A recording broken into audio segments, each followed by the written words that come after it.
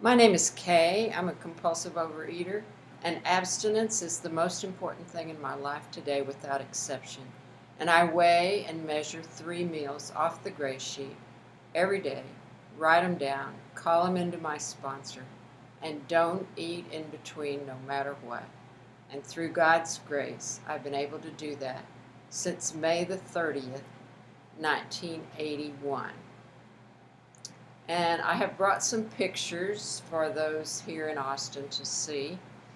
Uh, since last year, I have had to learn that my gray sheet abstinence is about so much more than appearance.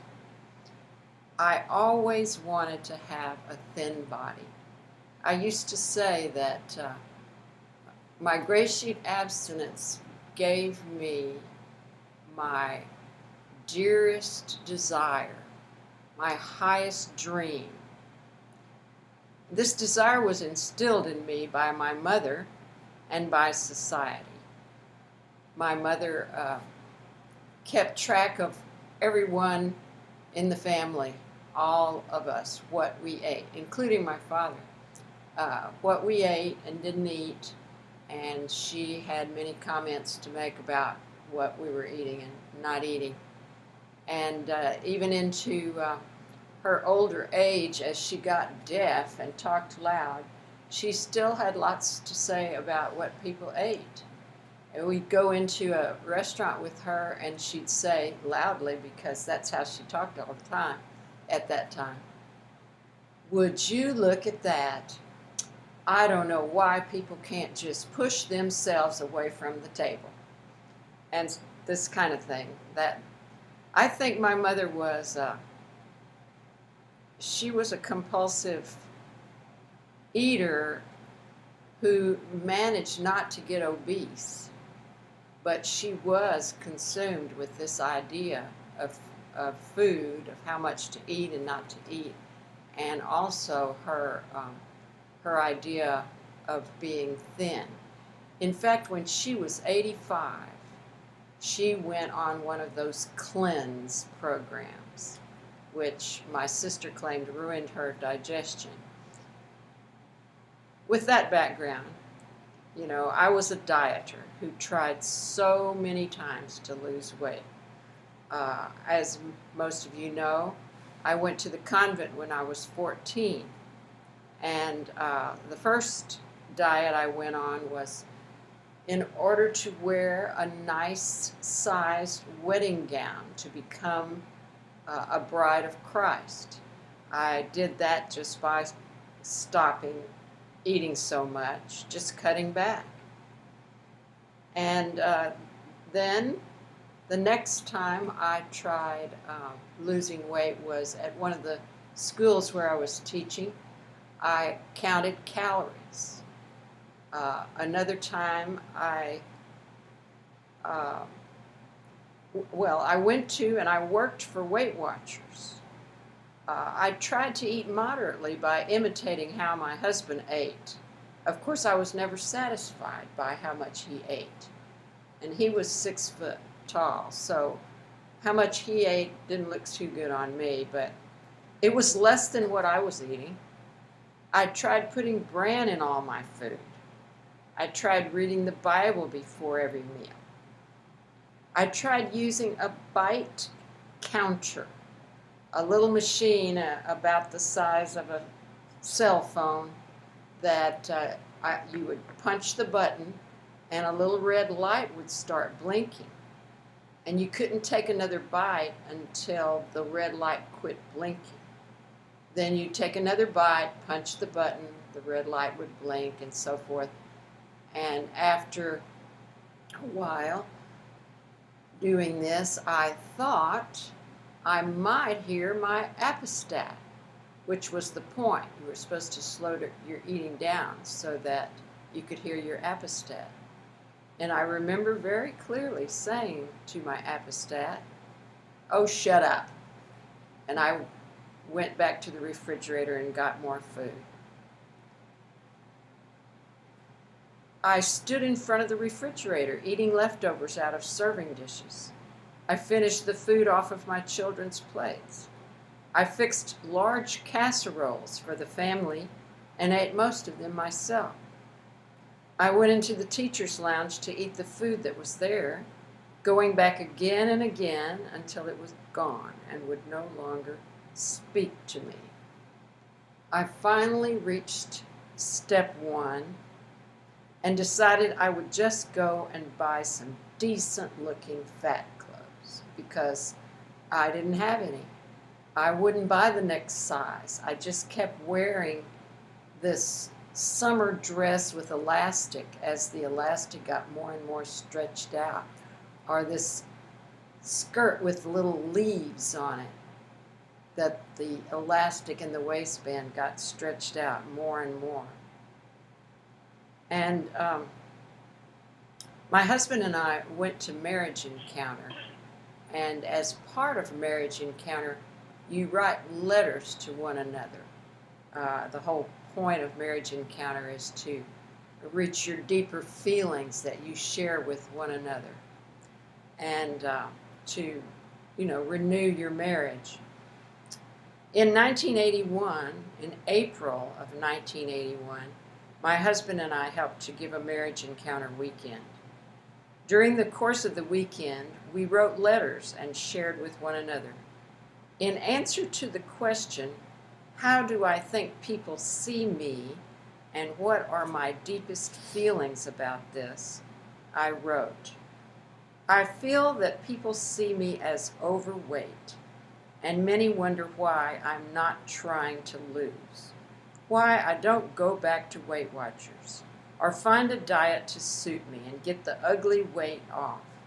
I feel they wonder what good I think the walking is going to do if I don't also try to lose weight by eating less.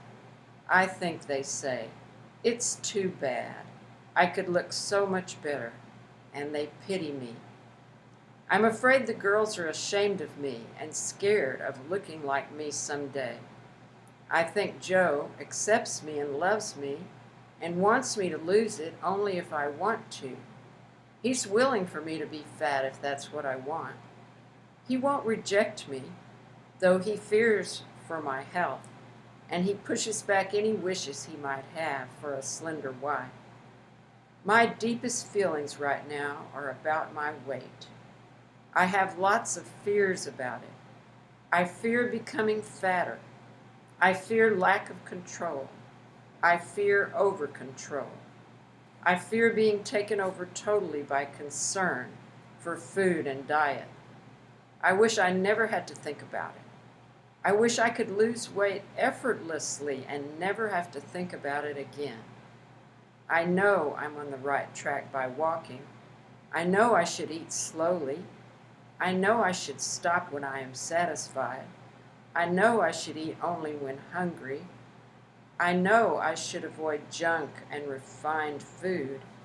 I feel helpless to do any of this except the walking. I feel the need to pray and turn it completely over to the Lord. I beg of you, Lord, to decrease my desire for food, to regulate my appetite. I want to find the last diet, so to speak, which is a way of life. I don't want any temporary measures. I don't want to lose and then gain it again. I am in your hands. I cannot seem to help myself. Please help me, Lord. That was in April of 1981.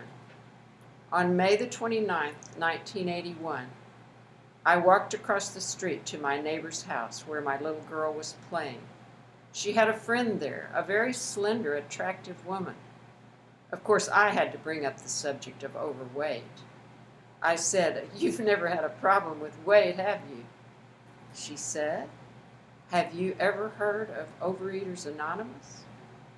I had not. She proceeded to explain the gray sheet to me. I had my first day of GreySheet Abstinence on May the 30th, 1981. By God's grace, I have been abstinent since that day. And I have been abstinent through a lot of no matter what. But I think I'll just talk about the latest one. On August the 31st, 2016, I had emergency small bowel repair surgery. I have a long vertical scar on my abdomen. The muscles were cut. After 17 days in the hospital, regulating everything, I have been slowly recovering.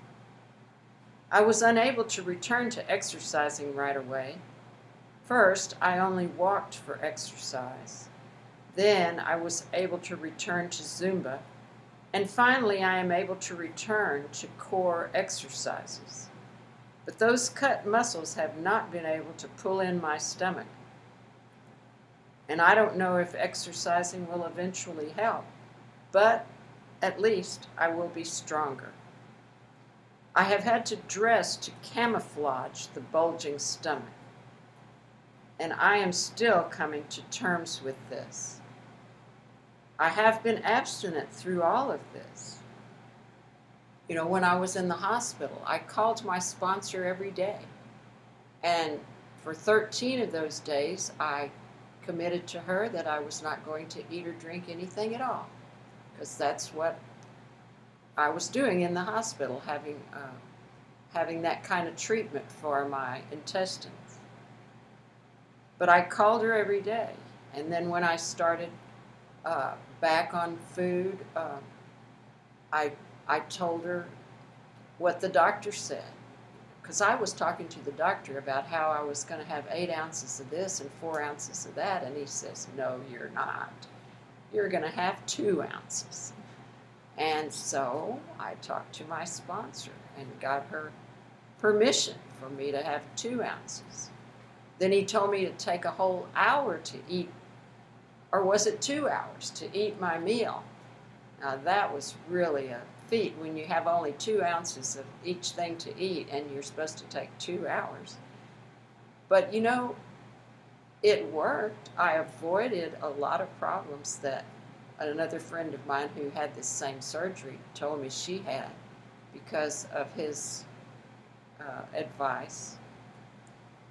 But I'm still coming to terms with this bulging stomach. And I admit that I have had thoughts like this. If I'm not going to look good, then why be abstinent? Why not just eat what I want? Well, if I really thought that through, then I began thinking this. Because eating what I want would return my life to the living hell it was off and on before abstinence. Because I couldn't decide what to eat. And I would think about what I would eat and not eat 24 hours a day. Because I would again crave foods all the time. Foods would call to me, speak to me. I would have no peace with food. Because my relationship with God would suffer with this mental obsession with food. Because my relationships with others would suffer as I paid more attention to food than to them. Because I wouldn't have enough energy to live the life that I'm living, to take care of my granddaughter, as I do so much of, to walk up to the 3rd floor, 3 flights of stairs to my daughter's apartment almost every day. Because I would begin to isolate and lose the support of this wonderful Grey Sheet community. I would return to hating myself, to telling myself I am so stupid. Even a small child can regulate what she eats. As pictures of that go through my mind, I know that abstinence is what I want. Abstinence is a gift. Abstinence gives a shape to my days and to my life. and I commit myself to my abstinence no matter what. This program is a program of no matter what. And with God's help and yours, I can do it. 5 minutes came. So this no matter what this year has been a big one for me. But I did have someone say to me the other day as I was going into church and going into the pew, I wanted to sit next to a certain person, and I said, "Is there room for me there?" "Oh, yes, you're so thin. Come and sit down." Well, all right. Everybody isn't looking at my stomach, are they? So a lot of it is probably in my mind that everybody's looking at my stomach. And my mind was formed 76 years ago when my mother started right away with those messages of, you need to be thin, don't eat this, push back, cut it in half, all of these messages. And I'm sure I'll be fighting those messages for the rest of my life too. But this program gives me so many tools to work with, so many tools for my life. One day at a time is very, very helpful to me. And the serenity prayer is very, very helpful to me. When I'm anxious, a lot of times I turn to the serenity prayer. By this time, I know that I don't have control. Not over food, and especially not over people, and especially not over what happens. And so I think that that underlies the anxiety and the fears that I have, is that desire I have to control. But that's gradually, I learned to see that it's not so much a strength as I once thought it was. Surrender is more of a strength that I want. And I thank you for your support. Thanks. Thank you.